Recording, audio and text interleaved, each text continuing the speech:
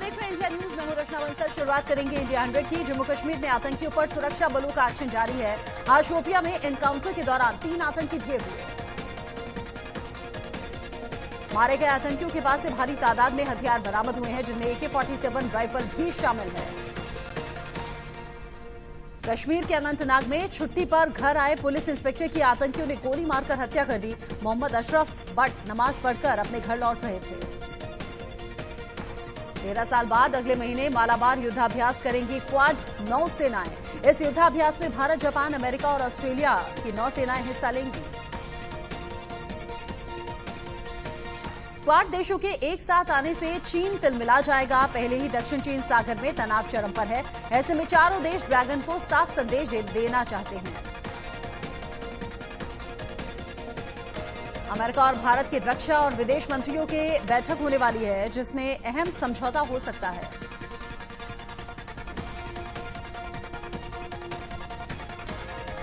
बिहार चुनाव में कई बड़े नेता नक्सलियों के निशाने पर हैं। आईबी ने हमले का अलर्ट जारी किया है। नक्सली IED ब्लास्ट कर सकते हैं। बिहार में आज बीजेपी अध्यक्ष JP नड्डा की 2 रैलियां हैं। नड्डा बक्सर और आरा में NDA के पक्ष में माहौल बनाएंगे। बिहार चुनाव में बीजेपी प्रत्याशियों के प्रचार के लिए आज यूपी के CM योगी आदित्यनाथ पहुंचेंगे। वो कैमूर और रोहतास में जनसभा को संबोधित करेंगे। केंद्रीय रक्षा मंत्री राजनाथ सिंह बिहार चुनाव में बीजेपी प्रत्याशियों के लिए प्रचार करेंगे। वो 21 और 22 अक्टूबर को रैली करेंगे। बिहार चुनाव में तेजस्वी यादव ने एक तीर से 2 निशाने साधे हैं। उन्होंने नीतीश कुमार पर चिराग पासवान के साथ जो कुछ किया वो ठीक नहीं ठहराया। LJP अध्यक्ष चिराग पासवान बिहार फर्स्ट, बिहारी फर्स्ट का विजन डॉक्यूमेंट 21 अक्टूबर को जारी करेंगे। उन्होंने कहा कि करीब 4 लाख बिहारियों से बात कर इसे तैयार किया गया है। जन अधिकार पार्टी के 11 उम्मीदवारों का नामांकन रद्द कर दिया गया है, जिसे पप्पू यादव ने दुर्भाग्यपूर्ण बताया। मध्य प्रदेश के कमलनाथ के बाद शिवराज के मंत्री बिसाहुलाल साहू की विवादित टिप्पणी सामने आई। कांग्रेस नेता विश्वनाथ सिंह की पत्नी के लिए अभद्र भाषा का इस्तेमाल किया। कमलनाथ ने बीजेपी नेता इमरती देवी पर की गई अपनी टिप्पणी पर खेद जाहिर किया। कहा, मेरा बयान किसी को असम्मानित लगा हो तो मुझे खेद है। मध्य प्रदेश में पूर्व CM कमलनाथ ने बीजेपी प्रत्याशी इमरती देवी पर अभद्र टिप्पणी की थी, जिसकी डिटेल रिपोर्ट चुनाव आयोग ने मांगी है। चुनाव आयोग को यह रिपोर्ट मंगलवार तक मिल जाएगी। इस रिपोर्ट के आधार पर चुनाव आयोग कमलनाथ के खिलाफ कार्रवाई कर सकती है।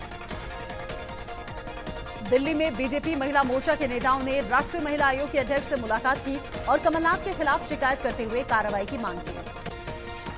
इमरती देवी ने कहा, कमलनाथ के खिलाफ कानूनी कार्रवाई करेंगे, क्योंकि मैं दलित जाति से आती हूं, इसलिए इस तरह के शब्दों का इस्तेमाल किया गया। मध्य प्रदेश के मुख्यमंत्री सांवेर विधानसभा में चुनाव प्रचार करने के लिए पहुंचे। इस दौरान उन्होंने चाय का लुत्फ उठाया। CM शिवराज ने कहा, महिला का अपमान सहा नहीं जाएगा। कांग्रेस की सोच सामने आ गई है। ज्योतिरादित्य सिंधिया इंदौर में धरने पर बैठे। बीजेपी के कई नेता अलग अलग हिस्सों में मौन प्रदर्शन करते हुए नजर आए। मध्य प्रदेश के उपचुनाव में सियासी बयानबाजी चरम पर है। कमलनाथ के विवादित बयान के खिलाफ बीजेपी ने मौन धरना दिया।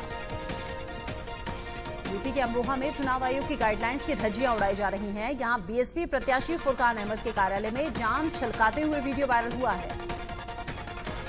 पश्चिम बंगाल के लिए सिलीगुड़ी में बड़ा बयान देते हुए बीजेपी अध्यक्ष JP नड्डा ने कहा, बहुत जल्द CAA को लागू किया जाएगा। पंजाब विधानसभा के विशेष सत्र में कृषि कानूनों के खिलाफ प्रस्ताव रखा गया। CM कैप्टन अमरिंदर सिंह ने प्रस्ताव रखा है। कृषि कानूनों के खिलाफ छत्तीसगढ़ विधानसभा के विशेष सत्र की बैठक इसी महीने 27 और 28 तारीख को हो सकती है। 2 दिन के विशेष सत्र की अधिसूचना आज कल में जारी होने के आसार हैं। ड्रग्स केस में जेल में बंद शौविक, दीपेश और बासित की न्यायिक हिरासत आज खत्म हो रही है, जिन्हें NCB आज कोर्ट में पेश करेगी। सुशांत ड्रग्स केस में NCB की सावधान इंडिया के डायरेक्टर सोहेल कोहली से पूछताछ की बात सामने आ रही है। इसके लिए NCB ने सोहेल को समन भेजा था। NCB ने इससे पहले भी सोहेल कोहली से सवाल जवाब किए थे। सोहेल पर ड्रग्स लेने और उसका डिस्ट्रीब्यूशन करने का आरोप है। डेविड रियर्डस की गिरफ्तारी के बाद NCB एक्शन में आ गई है। NCB ने कई फिल्म डायरेक्टर्स और प्रोडक्शन हाउस के कर्मचारियों को समन जारी किया है। फेफड़ों में कैंसर से जूझ रहे बॉलीवुड एक्टर संजय दत्त ने इस बीमारी से जंग जीत ली है। संजू के एक दोस्त ने ये जानकारी दी। कोकिलाबेन अस्पताल के सूत्रों ने भी इस खबर की पुष्टि की है। इन सब के बीच में संजय दत्त का न्यू हेयर कट लेते हुए वीडियो सामने आया है। वीडियो हेयर स्टाइलिस्ट आलिम हकीम ने अपने इंस्टाग्राम अकाउंट पर शेयर किया, जिसे फैंस काफी पसंद कर रहे हैं। हाथरस केस में पुलिस की लापरवाही का एक और मामला सामने आया। जेल गए 4 आरोपियों में से एक नाबालिग है।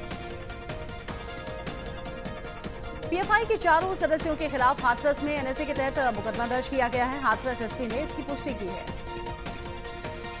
उत्तर प्रदेश बाल संरक्षण आयोग की सदस्य सुचिता चतुर्वेदी ने योगी सरकार से मांग की है कि बाराबंकी रेप कांड की सुनवाई फास्ट ट्रैक कोर्ट में कराई जाए। सुचिता चतुर्वेदी ने कहा कि जिस लड़के ने ऐसा कृत्य किया है उसे और उसके परिवार को जिला बदर कर देना चाहिए। यूपी के बाराबंकी में रेप पीड़िता के परिवार से बाल संरक्षण आयोग की टीम ने मुलाकात की और पूरे मामले की जानकारी दी। हाथरस कांड के बहाने दंगों की साजिश रचने के मामले में गिरफ्तार पीएफआई के 4 सदस्यों की न्यायिक हिरासत कोर्ट ने 14 दिन के लिए बढ़ा दी है। यूपी के बलिया से सांसद वीरेंद्र सिंह मस्त ने हत्याकांड के आरोपियों के समर्थन में बयान दिया। कहा, एक तरफ हत्या हुई तो दूसरी तरफ भी लोग जख्मी हुए हैं। बीजेपी के राष्ट्रीय अध्यक्ष जेपी नड्डा ने बलिया कांड को लेकर यूपी बीजेपी अध्यक्ष स्वतंत्र देव सिंह से फोन पर बातचीत की और मामले की जांच में किसी भी तरह की दखलंदाजी न होने के निर्देश दिए। सूत्रों की माने तो जेपी नड्डा ने बलिया विधायक सुरेंद्र सिंह की मुख्य आरोपी धीरेन्द्र सिंह के समर्थन में की गई बयानबाजी को लेकर नाराजगी जाहिर की है। कानपुर के विक्रू कांड में जेल में बंद रिटायर्ड दारोगा के शर्मा की तीसरी जमानत याचिका खारिज कर दी गई है। चौबेपुर थाने में तैनात था दारोगा के शर्मा। मुख्य आरोपी धीरेन्द्र सिंह के समर्थन में आए बीजेपी विधायक सुरेंद्र सिंह को स्वतंत्र देव सिंह ने लखनऊ तलब किया था और बयानबाजी से बचने की नसीहत दी थी। यूपी के सहारनपुर में बजरंग दल के कार्यकर्ताओं ने थाने का घेराव करके जमकर हंगामा किया। आरोप है कि पुलिसकर्मियों पर महिला के साथ बदसलूकी का आरोप है। आईपीएल के 37वें मैच में राजस्थान रॉयल्स ने चेन्नई सुपर किंग्स को 7 विकेट से हरा दिया। जीत के साथ राजस्थान पॉइंट्स टेबल में 5वें स्थान पर पहुंच गई है। राजस्थान की शुरुआत अच्छी नहीं रही। बेन स्टोक्स और रॉबिन उथप्पा इस मैच में कुछ खास नहीं कर सके। स्टोक्स को 19 रन के निजी स्कोर पर दीपक चाहर ने बोल्ड किया। अबुधाबी में खेले गए मैच में टॉस जीतकर बल्लेबाजी करते हुए चेन्नई ने 126 रन का टारगेट दिया। जवाब में राजस्थान ने 17.3 ओवर में 3 विकेट के नुकसान पर जीत हासिल कर ली। राजस्थान ने सीजन में दूसरी बार चेन्नई को हराया है। सीजन में 7वीं हार के साथ चेन्नई की प्लेऑफ की राह मुश्किल हो गई है। जोस बटलर ने आईपीएल में अपनी 11वीं 50 लगाई। बटलर ने 48 बॉल पर 70 रन की नाबाद पारी खेली। उन्हें मैन ऑफ द मैच चुना गया। राजस्थान के बटलर ने स्मिथ के साथ चौथे विकेट के लिए 98 रन की नाबाद पार्टनरशिप की। स्मिथ ने नाबाद 26 रन बनाए। दोनों ने आखिरी 5 ओवर में 45 रन बनाकर अपनी जीत को और पक्का किया, टीम को जीत दिलाई। चेन्नई के बल्लेबाज पूरी इनिंग्स के दौरान बड़े शॉट नहीं खेल पाए और टीम 20 ओवर में 5 विकेट पर 125 रन ही बना पाई। चेन्नई ने राजस्थान को 126 रन का इस सीजन का सबसे छोटा टारगेट दिया। इससे पहले सनराइजर्स हैदराबाद ने कोलकाता नाइट राइडर्स को 143 रन का टारगेट दिया था। राजस्थान के खिलाफ टॉस के लिए मैदान में उतरते ही चेन्नई के कप्तान महेंद्र सिंह धोनी आईपीएल में 200 मैच खेलने वाले पहले खिलाड़ी बन गए। आईपीएल 13 के 38वें मुकाबले में आज पंजाब की दिल्ली से टक्कर होनी है। दिल्ली 7 मैच जीतकर पॉइंट्स टेबल में टॉप पर है, जबकि पंजाब ने सिर्फ 3 मैच ही जीते हैं और वो 7वें नंबर पर है। दिल्ली एनसीआर में हवा खतरनाक हो रही है, जहरीली हो रही है। सूत्रों के हवाले से खबर है कि दिल्ली सरकार जल्द ही और डिफेंस शुरू कर सकती है। पराली की समस्या से निपटने के लिए दिल्ली के सीएम अरविंद केजरीवाल ने केंद्रीय पर्यावरण मंत्री से अपील की कि वो डेडलाइन निश्चित करें। केजरीवाल ने कहा कि मुझे लगता है कि युद्ध स्तर पर काम करें तो 1 साल में हम पराली को लायबिलिटी के बजाय एसेट्स में बदल सकते हैं। कोरोना के नए केस में 3 महीने की सबसे बड़ी गिरावट देखी गई। देश में सिर्फ 45,490 नए मरीज मिले हैं। देश में कोरोना के अब तक 75,50,273 केस सामने आए हैं, जबकि 7,72,055 एक्टिव केस हैं। दिल्ली में पिछले 24 घंटे में कोरोना के 2154 नए मरीज मिले हैं, जबकि 31 मरीजों की मौत हो गई। महाराष्ट्र में कोरोना के अब तक कुल 16,01,000 से ज्यादा केस सामने आ चुके हैं। पिछले 24 घंटे में 5,000 से ज्यादा नए मरीज बढ़े हैं। मुंबई में बीजेपी कार्यकर्ताओं ने मेयर ऑफिस के बाहर प्रदर्शन किया और मेयर के इस्तीफे की मांग की। हरिद्वार में कांग्रेस ने त्रिवेंद्र सरकार के खिलाफ कांग्रेस नेताओं ने धरना दिया और 300 कांग्रेस कार्यकर्ताओं पर दर्ज मुकदमे को वापस लेने की मांग की। यूपी के कानपुर देहात में दलित युवती से गैंगरेप करने के मामले में पुलिस ने एक आरोपी को गिरफ्तार कर लिया। वहीं दूसरा आरोपी अभी भी फरार है, जिसकी तलाश जारी है। यूपी के शामली में मेडिकल स्टोर संचालक ने नाबालिग लड़की से छेड़छाड़ की। ग्रामीण को आता देख लड़की चिल्लाई, जिसके बाद आरोपी मौके से फरार हो गया। बिहार के छपरा से शर्मसार करने वाली वारदात सामने आई है। यहां एक नाबालिग लड़की के साथ दरिंदगी के बाद हत्या कर दी गई। राजस्थान के जालौन में 2 नाबालिग लड़कियों से गैंगरेप किया गया। बदमाशों ने अगवा कर गैंगरेप किया। पीड़िता ने होश में आने के बाद पुलिस को बयान दिया। पुलिस ने एक आरोपी को गिरफ्तार कर लिया है। महाराष्ट्र के नाला सुपारा वेस्ट में पालघर जैसा ही मामला सामने आया। यहां पुलिस की मौजूदगी में लोगों ने बजरंग दल कार्यकर्ता को पीटा, जिससे वो गंभीर रूप से जख्मी हो गया। यूपी के मुरादाबाद में रास्ते के विवाद में पड़ोसी ने बुजुर्ग को पीट कर उसकी हत्या कर दी। पुलिस ने आरोपी के खिलाफ केस दर्ज करके तलाश शुरू कर दी है। उत्तर प्रदेश के सिद्धार्थनगर में नाबालिग लड़के की रस्सी से बांधकर पिटाई का वीडियो सोशल मीडिया पर वायरल है। शिकायत पर पुलिस ने मामला दर्ज करके कार्रवाई शुरू कर दी है। मैनपुरी में बच्चों को लेकर हुए विवाद में युवक की पीट कर हत्या हुई। पुलिस ने मामला दर्ज करके जांच शुरू की है। लखनऊ में डीसीपी सेंट्रल ऑफिस में तैनात पुलिसकर्मी ड्यूटी के दौरान मोबाइल पर लूडो खेलते हुए मिले। वीडियो सोशल मीडिया पर वायरल है। गोरखपुर में दारोगा की दबंगई का वीडियो सामने आया है, जिस पर कार्रवाई करते हुए एसएसपी ने दारोगा को सस्पेंड कर दिया और मामले की जांच एसपी क्राइम को सौंपी है। यूपी के बाराबंकी में पुलिसकर्मियों पर युवक ने जबरन वसूली करने का आरोप लगाते हुए एसपी से शिकायत की, जिस पर एसपी ने आरोपी सिपाहियों को निलंबित कर दिया। यूपी के हापुड़ में पुलिस पर फायरिंग करके फरार हुए लुटेरों को पुलिस ने दबोच लिया। एसओजी की मदद से 9 लुटेरों को अरेस्ट किया गया है। जयपुर पुलिस ने चेकिंग के दौरान कार से अवैध हथियारों की बड़ी खेप बरामद की। सभी आरोपियों से पूछताछ चल रही है। आंध्र प्रदेश के मुख्यमंत्री वाईएस जगनमोहन रेड्डी ने बाढ़ प्रभावित क्षेत्र का हवाई सर्वेक्षण किया और हुए नुकसान का जायजा लिया। महाराष्ट्र के मुख्यमंत्री उद्धव ठाकरे ने मराठवाड़ा और पश्चिमी महाराष्ट्र में बारिश के बाद हुई क्षति का जायजा लिया। स्थानीय लोगों को हर संभव मदद का आश्वासन दिया। यूपी के उन्नाव में गंगा नदी में डूबे 3 बच्चों में से एक बच्चे का शव गोताखोरों ने ढूंढ निकाला है और वहीं बाकी बच्चों के शव की तलाश अभी भी जारी है। यूपी के हाथरस में संदिग्ध हालात में कबाड़ के गोदाम में भीषण आग लग गई। सूचना पर पहुंची पुलिस ने कड़ी मशक्कत के बाद इस आग पर काबू पाया। केंद्रीय मंत्री नितिन गडकरी आज असम में मल्टी मॉडल लॉजिस्टिक पार्क का शिलान्यास करेंगे। इस पार्क से लोगों के साथ ही सामान की आवाजाही भी बहुत आसान हो जाएगी। उत्तराखंड के रामनगर में वन विभाग की टीम ने 16 फीट लंबे अजगर का रेस्क्यू किया। वन विभाग जल्द ही इसे सुरक्षित स्थान पर छोड़ेगा। जम्मू में कुछ युवकों ने मिलकर तावी नदी को साफ करने का बीड़ा उठाया है। उन्होंने इसके लिए क्लीन तावी रिवर कैंपेन की शुरुआत की है।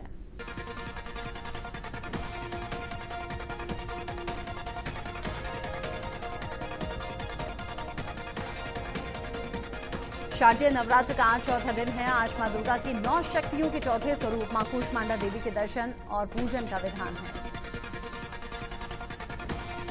सोमवार को कारोबार के अंत में सेंसेक्स 448 अंकों की उछाल के साथ 40,431 पर बंद हुआ, जबकि निफ्टी 110 अंकों की बढ़त इसमें देखी गई।